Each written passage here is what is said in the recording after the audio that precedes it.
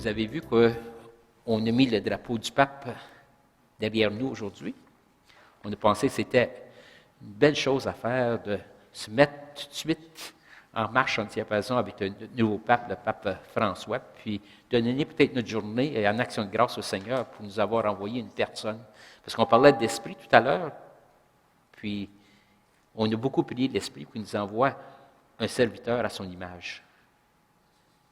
Puis c'est le François Ier qui nous a envoyés. Puis tout ce que j'ai lu à propos de François Ier, il vient me chercher dans le cœur. C'est un homme très humble.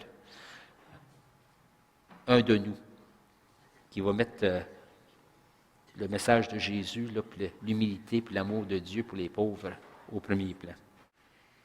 Pour nous faire entrer dans ce cheminement de foi-là, il nous a amenés avec Pierre dans les événements qui ont précédé cette question de Jésus qui a fait cette déclaration. Et aujourd'hui, l'abbé Jacques va nous continuer à nous faire entrer tendrement, délicatement, dans cette profession de foi. Tu es le Christ, le Fils du Dieu vivant. Nous sommes des chrétiens, des chrétiennes, et nous sommes appelés à refléter notre vie de communion avec Jésus, notre Messie, le Fils de Dieu. Et cette vie-là se reflète dans tout notre être, par nos attitudes, dans nos paroles et dans les actes que nous posons. Jésus est notre modèle, c'est le modèle par excellence. Et parfois, pour arriver au modèle, il faudrait s'inspirer d'autres personnes qui l'ont accepté, qui l'ont accueilli dans la vie et qui ont essayé de faire leur possible pour vivre cette vie de communion avec lui. Sans aller loin, on peut regarder toujours dans la Bible, prenons l'exemple de Paul, qui est un exemple magnifique. Regardez, Paul, il faudrait comprendre sa vie en deux phases.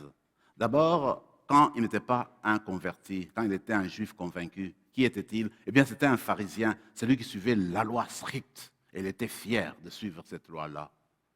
Eh bien, Pierre, c'était comme Paul, comme il a dit lui-même, il était fils d'Hébreu. Hébreu, fils d'Hébreu, comme il a dit lui-même. Il a suivi l'instruction à l'école de Gamaliel, qui était une des écoles les plus renommées de son temps. Il dit, comme pharisien, il suivait la loi et il connaissait la loi, il connaissait l'enseignement plus que les gens de son âge. Et même, il surpassait beaucoup de personnes de sa race, dit-il lui-même par son témoignage. Alors, il avait cette ferveur. Et puis, il dit, parce qu'il aimait tellement, il avait tellement cette ferveur du judaïsme, cela conduit à persécuter l'Église de Dieu, parce qu'il voyait que l'Église s'est détournée et il allait contre le judaïsme. Mais le jour où il a été appelé par Dieu, le jour où il a été transformé par Dieu, par sa conversion, tout a changé dans sa vie. Et il faut regarder une chose qui permet de nourrir notre foi, c'est que Paul, comme il le dira plus tard dans l'Épître aux Galates, il n'a pas appris comme nous apprenons la Bible, comme nous apprenons l'enseignement chrétien, des personnes qui ont été formées à leur tour. Mais non, Paul, c'est Dieu qui l'a inspiré le message de Jésus directement. Il le dit. Alors, après sa conversion, il est parti en Arabie. Il est resté plusieurs années en Arabie. Et il commençait à prêcher déjà Jésus-Christ ressuscité. Je vous parlais de la résurrection. Alors Paul, quand il parle de la résurrection, il dit « La résurrection est capitale pour notre foi ». Alors il essaie d'expliquer la tradition. Il dit, vous vous rappelez, notre Seigneur Jésus, quand il est ressuscité, il est apparu à Pierre. Puis il est apparu aux 12. Ensuite, il est apparu à Jacques. Puis aux 12 encore une fois. Puis il est apparu à 500 frères à la fois. Et certains sont encore vivants parmi nous, dit-il, au chapitre 15, 2e aux Corinthiens. En toute fin, il m'est apparu à moi l'avorton que je suis, dit-il. Paul a fait l'expérience du Seigneur ressuscité. Il a vu le Seigneur ressuscité. Et le Seigneur ressuscité a touché son cœur. Dès ce moment-là, il y a eu un revirement, un changement viscéral en lui. Et il est devenu un tout autre homme. Et il le dira lui-même. Il dit, dans l'Épître aux Philippiens, il dit une chose que normalement, nous les chrétiens, nous devons aussi mettre en pratique. Il dit, tout ce que je considérais dans le temps, avant ma conversion, comme gain, comme motif d'orgueil, un grand pharisien, un juif convaincu, un pharisien qui persécutait l'Église de Dieu, tout ça, aujourd'hui, à cause du bien suprême qui est la connaissance de Jésus-Christ, tout cela devient balayure. Ça devient des déchets. Je n'ai plus besoin de cela. Maintenant, ce qui compte pour moi aujourd'hui, c'est saisir le Seigneur qui m'a déjà saisi. Mes amis, c'est profond. Et je crois que Paul peut nous servir de modèle aujourd'hui. Être disciple de Jésus aujourd'hui, c'est qu'on n'a pas besoin de ces grandes conversions-là comme Paul. Nous sommes des personnes qui avons accepté Jésus dans nos vies, nous l'avons accueilli, nous l'avons pris et nous le suivons. Mais ce qui est sûr, c'est que chaque fois que nous faisons une activité spirituelle, chaque fois que nous avons l'occasion de suivre une fin de semaine de ressourcement, chaque fois que nous faisons une retraite, chaque fois que nous suivons une messe, chaque fois que nous écoutons la parole de Dieu, il y a toujours un passé et un avenir. Le passé, c'est qui nous empêchait d'approfondir notre foi en Dieu, Jésus-Christ, eh bien, cela devient balayure. Ça devient des choses à laisser tomber à cause du Seigneur Jésus. Donc c'est cet amour qui voit notre Seigneur Jésus comme le sommet de tout, celui qui explique tout de notre vie. Alors on essaie de le saisir parce que nous avons été saisis par lui. Voilà la raison pour laquelle nous sommes ici, voilà la raison pour laquelle nous l'aimons, parce qu'on a été saisis par lui. Maintenant c'est à notre tour, durant toute notre vie, d'arriver à le saisir. En venant à cette semaine, fin de semaine de ressourcement, nous essayons de saisir Jésus, de comprendre comment il est le Messie, le Fils de Dieu dans nos vies aujourd'hui. On essaie de le prendre, de le saisir, de voir comment sa vie s'applique aujourd'hui à nous. Donc, Paul est un exemple de taille pour vivre cette vie d'intimité avec Jésus, être disciple de Jésus aujourd'hui. Maintenant, c'est quoi balayure?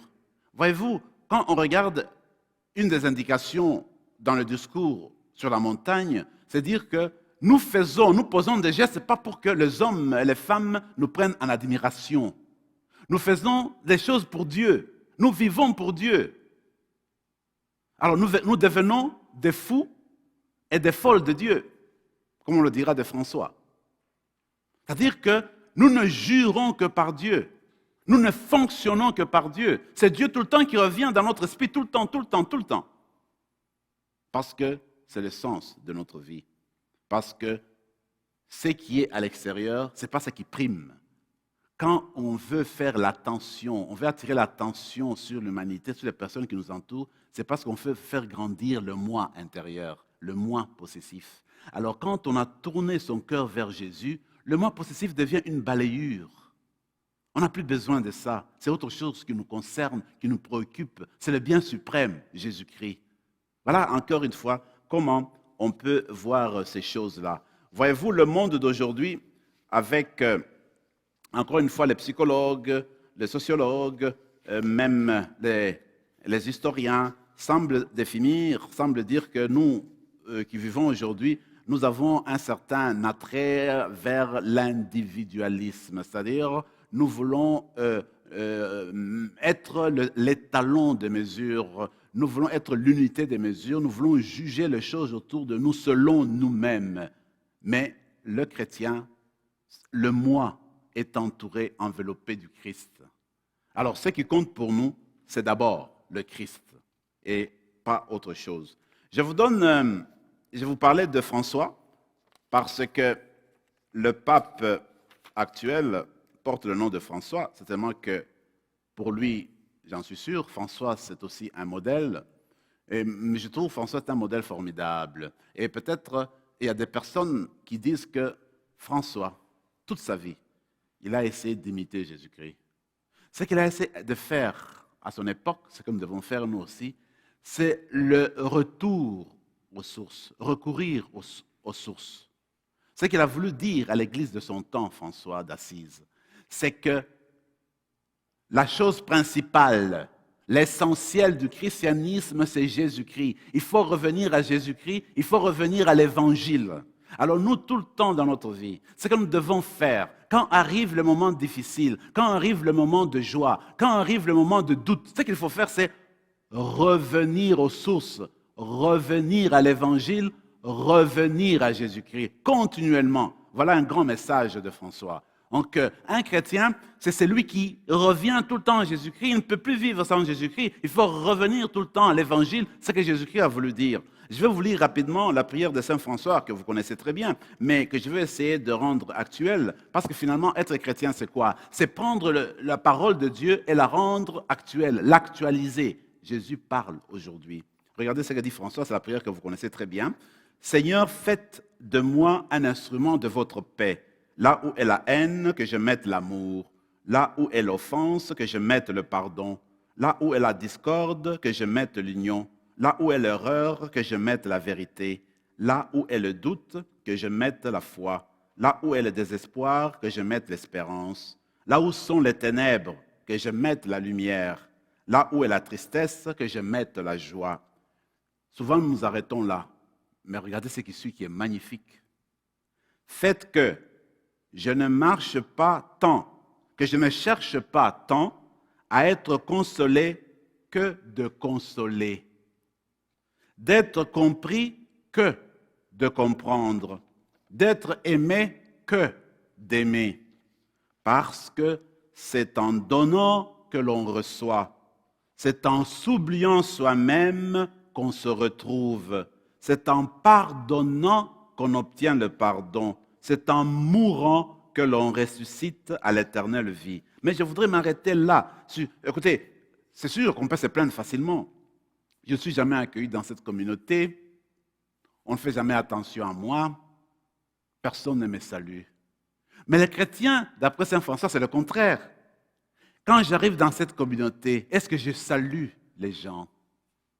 Quand j'arrive dans cette communauté, est-ce que je fais attention aux gens? Quand j'arrive dans cette communauté-là, est-ce que je rends service? Donc, c'est moi qui dois aller vers, pas attendre toujours être servi. C'est ce que nous dit Saint François, des choses magnifiques, d'être compris que de comprendre. Oh, personne ne me comprend. Mais est-ce que toi, tu essayes de comprendre? Je me rappelle la phrase qui est restée historique du président John Kennedy, vous vous rappelez, quand il a fait son discours, un de ses premiers discours. Alors à ce moment-là, c'était magnifique, c'était fort de dire cela, c'était percutant. Alors il disait aux Américains, écoutez, maintenant il faut se poser la question, ce n'est pas ce que l'Amérique va faire pour moi, mais ce que moi, je dois faire pour l'Amérique. Alors tout le monde a applaudi intensément. Pour dire, en fait, c'est la même philosophie, c'est-à-dire, le chrétien ne cherche pas à être servi, mais le chrétien va vers l'autre pour servir. Ça, c'est la profondeur de la spiritualité de François. De François, on peut dire beaucoup de choses. Beaucoup de choses. Comme je l'ai dit tantôt, il était appelé un fou de Dieu. Et moi, je pense que les chrétiens, les chrétiennes doivent être des folles de Dieu, des fous de Dieu. C'est-à-dire que tout ce que nous faisons tourne autour de Dieu. Je me rappelle de cette anecdote-là, de toujours chez François. Alors ses frères disent, voilà, François, nous, ce qu'on voudrait, c'est aller à l'université parce qu'on a besoin d'aller apprendre davantage pour commencer à enseigner, pour prêcher.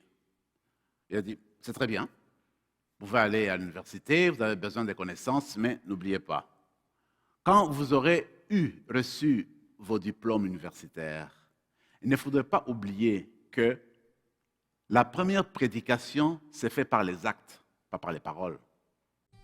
De par notre baptême, nous sommes tous appelés à proclamer à temps et à contre-temps que Jésus est Christ et Seigneur.